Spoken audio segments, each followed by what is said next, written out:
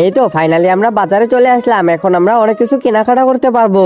অনেকদিন পর বাজারে আসছি। আরে কি ব্যাপার, ওইগুলো আবার কি? রাজু আবার কি দেখতেছে দেখি তো। আরে ও তো জুস দেখতেছে মনে হয়। রাজু তুই খাবি নাকি? দাঁড়া, তোকে এখনই বের করে দিচ্ছি। আরে মা, আমি খাবো না, এমনি দেখতেছিলাম। ও আচ্ছা ঠিক আছে, আচ্ছা তুই আমার পিছে পিছে আয়। আচ্ছা ঠিক আছে। আরে এগুলো কি? এগুলো তো দেখি আইসক্রিম। রাজু তুই আইসক্রিম খাবি? দাঁড়া।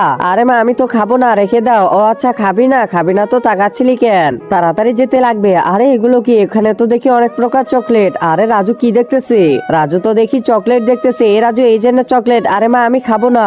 ও আচ্ছা তুই এটা খাবি না? আচ্ছা ঠিক আছে, এই ছোটটা নে। আচ্ছা ঠিক আছে, এটা নেওয়া যায়। কি ব্যাপার, কিছুই বুঝে না। রাজু তো অনেক দামি দামি জিনিস খায়, তাহলে এখন খাচ্ছে না কেন?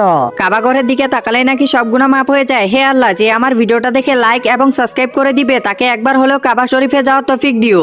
ও আচ্ছা বুঝতে পারছি। আসার সময় যখন আমি টাকা চেক করছিলাম তখন মনে হয় রাজু দেখছিল যে আমার কাছে টাকা নেই, তাই মনে হয় রাজু খাচ্ছে না। আচ্ছা মা ঠিক আছে, তাড়াতাড়ি চলে আসো। আরে বাহ, আমার ছেলেটা তো দেখি ভালোই বুঝে।